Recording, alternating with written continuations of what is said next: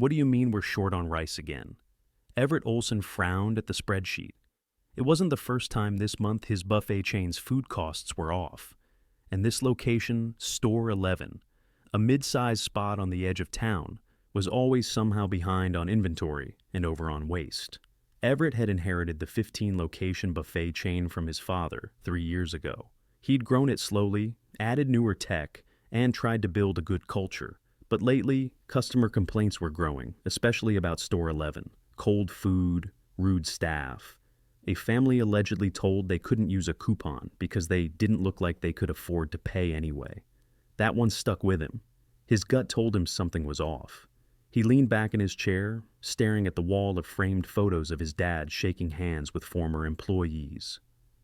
"I can't keep reading this stuff secondhand," he muttered, so he made the call.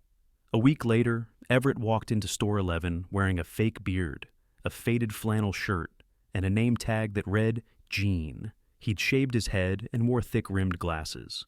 Nobody had ever met the CEO in person. He'd mostly dealt with district managers, and the location managers turned over so fast, he didn't know a single one here. The general manager, a tall guy in his 30s named Mason, barely looked up when he arrived. "You're the new kitchen trainee?" Mason asked, flipping through papers. "Yeah, Gene, transferring in from Store 4. "Whatever, just don't mess anything up. We're short 2 line workers, so you're on buffet duty. You'll refill trays, clean spills, and stay out of the way. Got it?" "Got it," Everett replied. For 2 days, Everett worked the line. He did everything from refilling mac and cheese trays to sweeping up under tables. He learned quickly that the crew was split. On one side were the hard workers, a soft-spoken dishwasher named Louise, who barely looked up from the sink, and a kind young woman named Penelope Fuller, who managed to keep 3 sections running smoothly by herself. On the other side, Mason and his 2 favorites, Lexi and Darren. They spent more time behind the counter cracking jokes than doing actual work.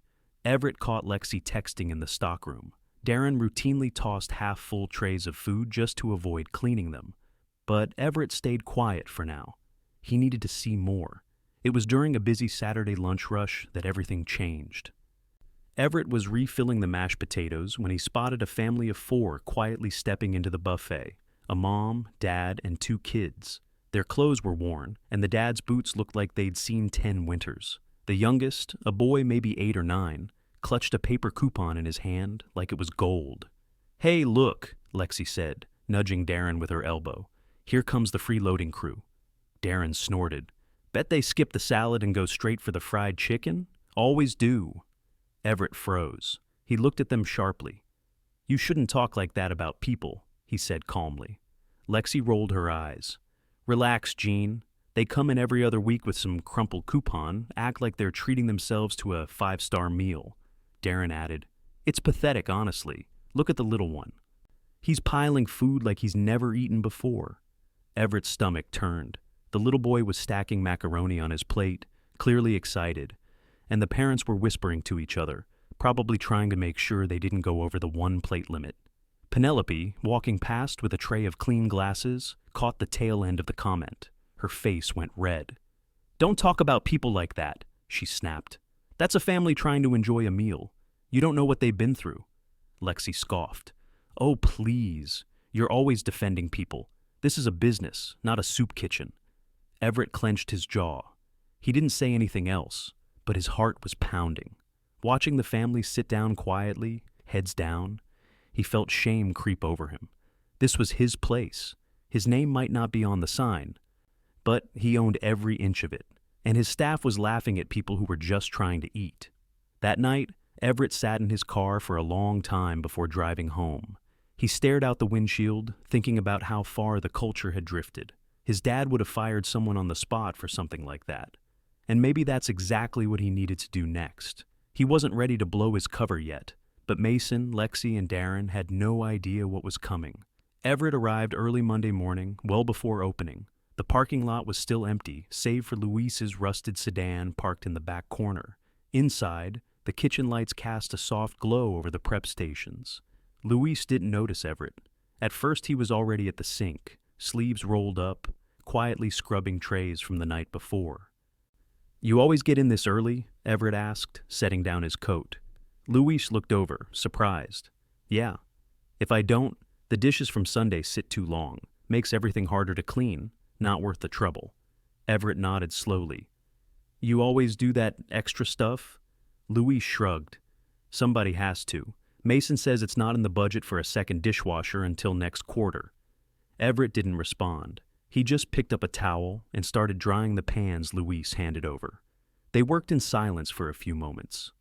You always this quiet? Everett asked eventually. I just do my job. That's what they pay me for. No bitterness in his tone, no complaint. Just fact.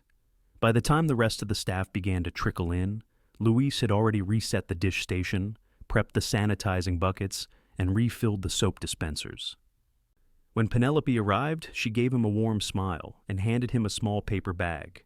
Still skipping breakfast? She asked. Luis looked embarrassed. I'm fine. It's just a muffin and some fruit. Take it. Everett saw the hesitation in Luis's eyes before he finally accepted it. Thanks, Pen. She glanced briefly at Everett. You okay over there, Jean? You look like you didn't sleep. Didn't, he said. Lot on my mind. Before she could respond, Mason walked in with a half-eaten breakfast sandwich in one hand and his phone in the other. Morning, people. Let's make it quick. I've got a vendor call at 10. He glanced around. Where's Darren? Penelope frowned. He texted last night. Said he might be out sick. Mason rolled his eyes. Of course he did. Probably stayed up too late gaming again.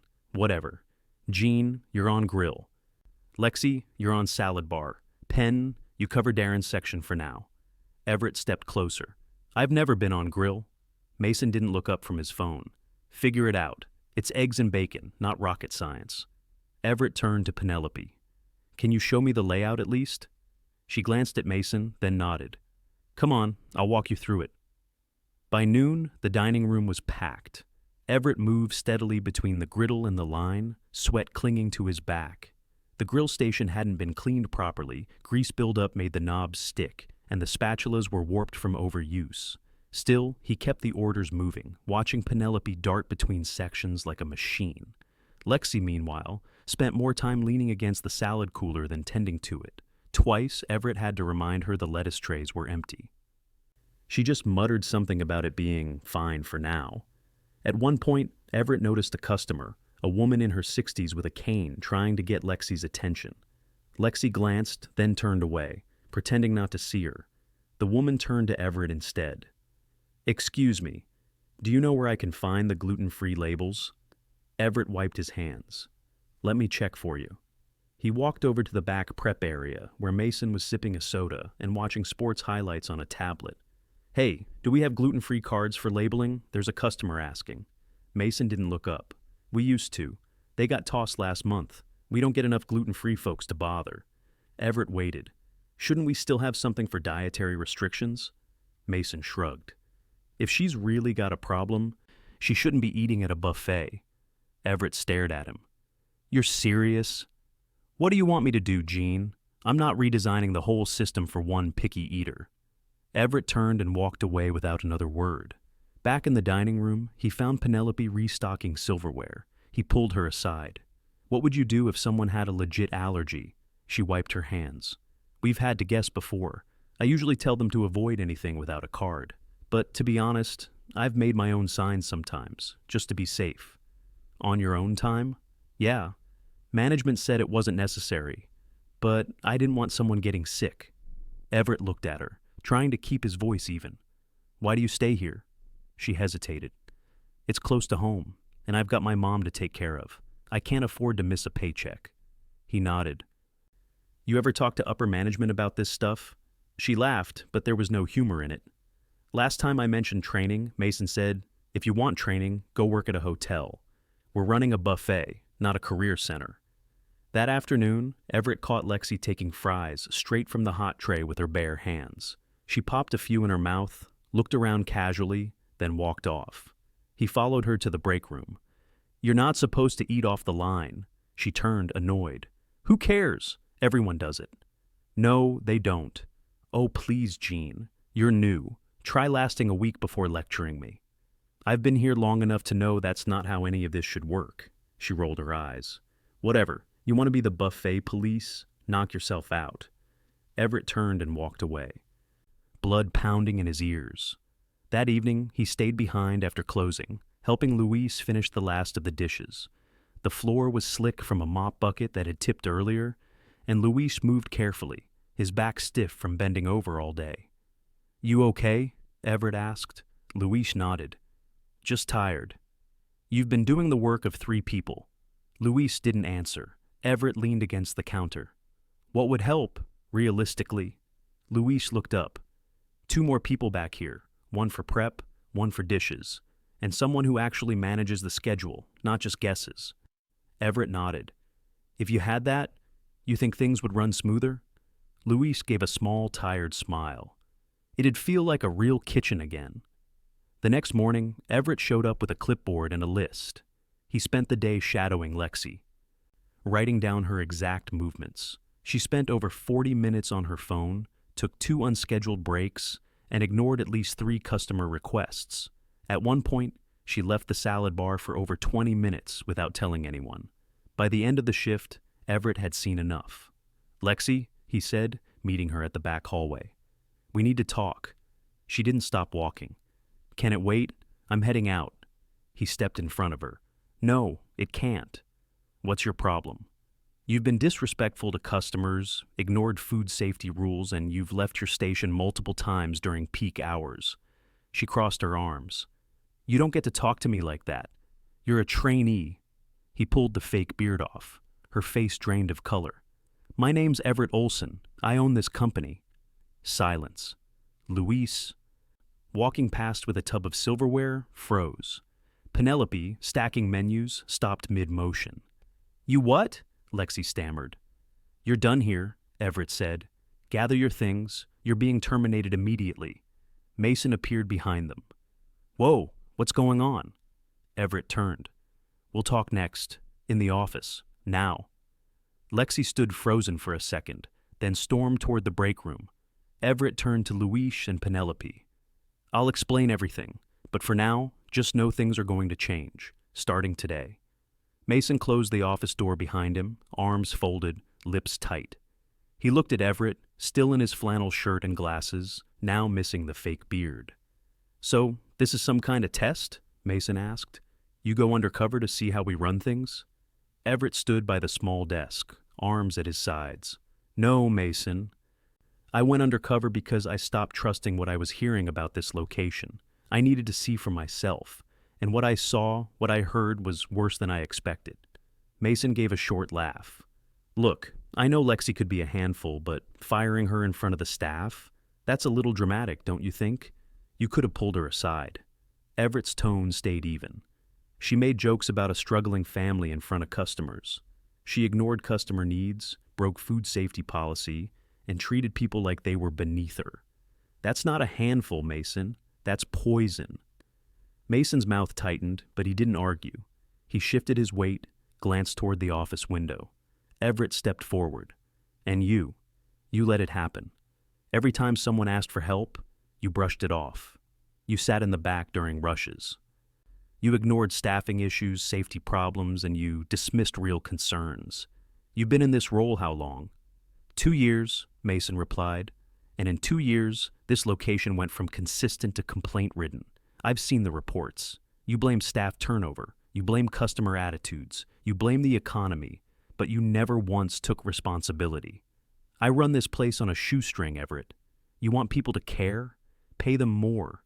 Give me a real budget. Don't come in here pretending the problem started with me." Everett didn't flinch. "You had good people here. You still do. Luis comes in before sunrise just to make sure the kitchen won't fall apart. Penelope covers 2 stations without complaint. They care. But you didn't lead them. You hid behind your desk." Mason opened his mouth to argue again, but stopped. He looked away. "You're being released," Everett said. "Effective immediately." Mason's jaw dropped. "You're firing me? You left this place to rot under your watch. You let people be humiliated, laughed at, ignored. You let disrespect become routine. You told a staff member it wasn't worth helping someone with dietary needs. That alone could have triggered a medical emergency. You don't belong in a leadership position." Everett stepped aside. "Clear out your things. You'll be paid for the remainder of this week. HR will follow up, but you're not walking back onto that floor as a manager again." Mason stood frozen for a moment, tension in his shoulders. Then, without a word, he walked past Everett and opened the office door. The dining room had quieted, the air unusually still. A few employees stood by the drink station, watching. Word had spread. Mason didn't look at anyone as he left. Everett came out a moment later, eyes scanning the room. He motioned to Penelope and Luis, who were both finishing up tasks near the prep line. "I need both of you in the office, now." They followed without a word. Once the door closed behind them, Everett sat on the edge of the desk. "You've both seen what's going on. You've lived it. I want to hear everything I've missed. Be honest. I'm not here to defend company policy. I'm here to fix what I let fall apart." Penelope looked at Luis. He nodded at her. She started slowly. "It hasn't always been this bad. When I got here last year, Mason was already checked out, but at least there were enough people on shift.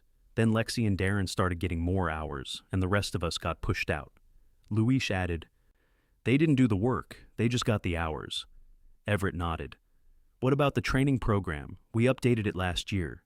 Penelope folded her arms. "We never saw it. Mason said we didn't have time to go through it. If someone new showed up, we were told to just keep them from burning anything.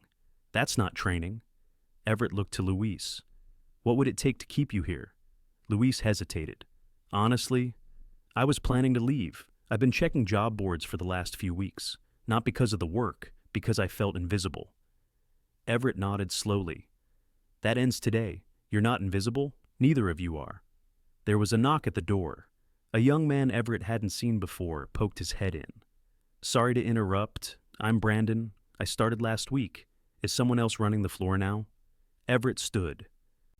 "Give me 10 minutes, Brandon, then we'll talk." The kid nodded and ducked out. Penelope looked at Everett. "What's the plan?" He walked to the window and looked out at the dining room.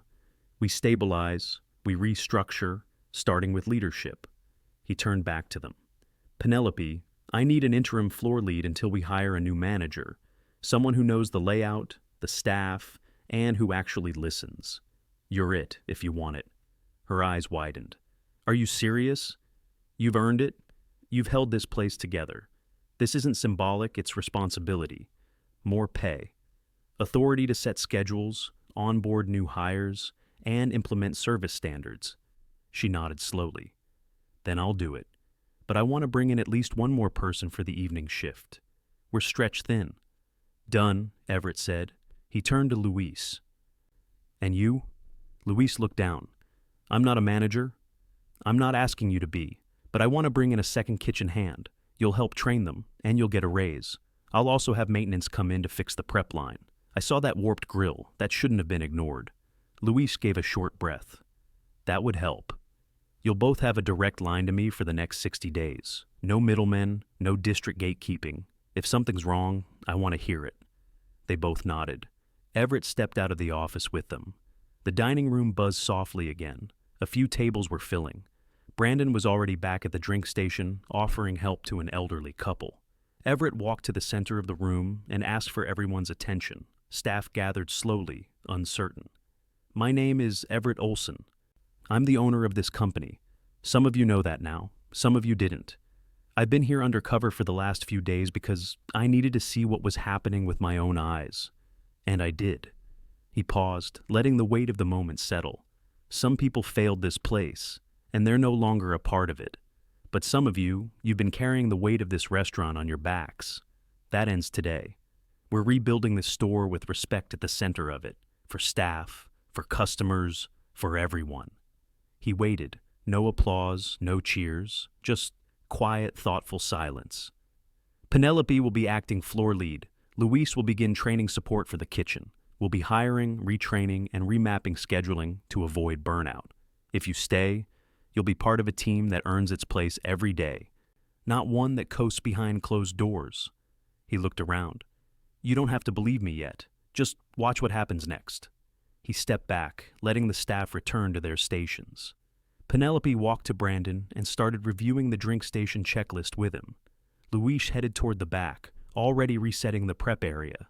Everett stayed on the floor, sleeves rolled up, clearing plates and wiping tables beside them.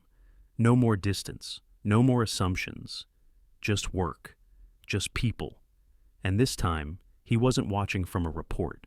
By Thursday, the shift in Store 11 was visible, but subtle.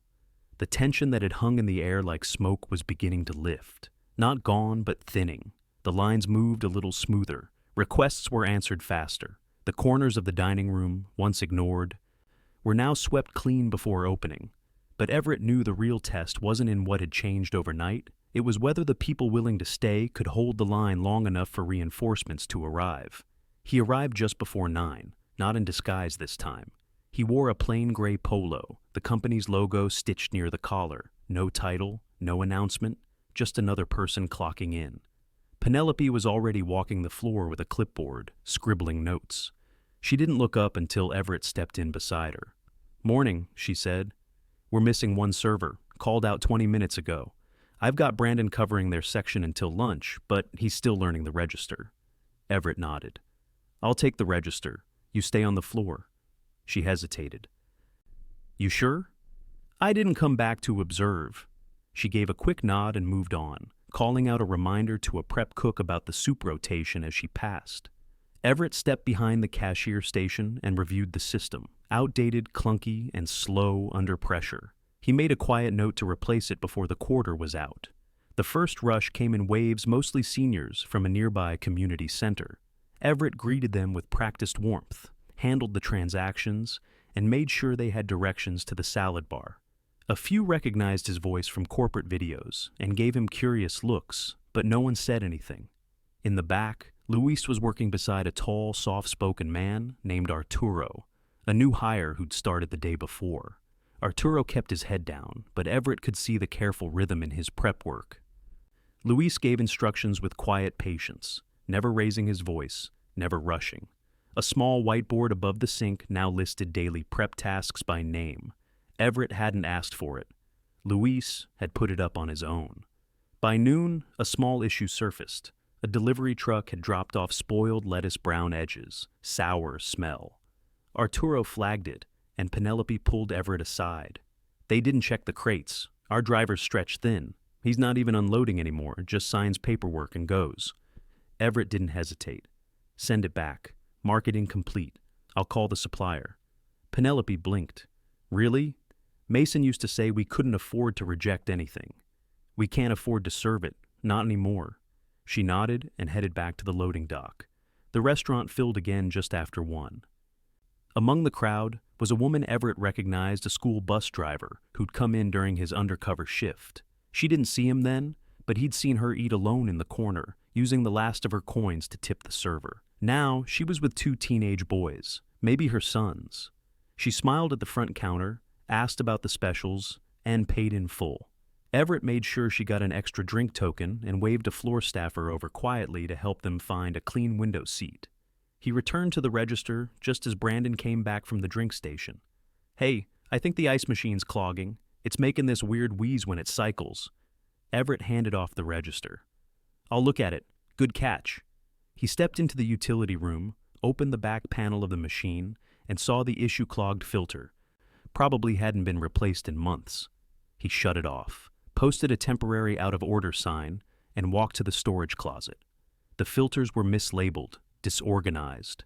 He found the right one after a few minutes, replaced it, and restarted the machine. As he wiped his hands, Penelope stepped in. "Got a minute?" He nodded. She lowered her voice. "We've got a situation. Table 7. Family just came in. Mom, 2 kids. One of the kids has a visible skin condition. Darren used to make comments when they came in. They were about to turn around until Arturo asked if they needed help." Everett's shoulders stiffened. "Are they seated?" "Yeah."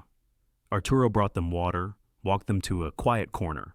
He walked past her and into the dining room. The family was seated near the far wall. The mother looked tired, like she'd braced for something that hadn't happened yet. The older child, a girl maybe 12, was clinging to a plate of fruit. The younger one, maybe 7, had a patch of inflamed skin along his jaw. He kept his head down. Everett approached slowly. "Hi, I just wanted to say you're very welcome here. If you need anything, extra napkins, fresh items from the back, you let us know." The mother looked up, surprised. "Thank you. We weren't sure if we should come back." "I'm glad you did," Everett said.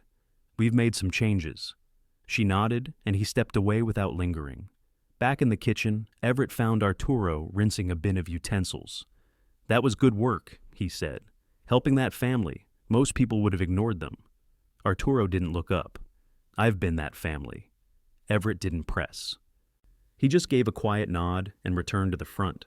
By closing, the staff moved with a quiet efficiency. Dishes stacked, tables cleared, the walk-in was restocked.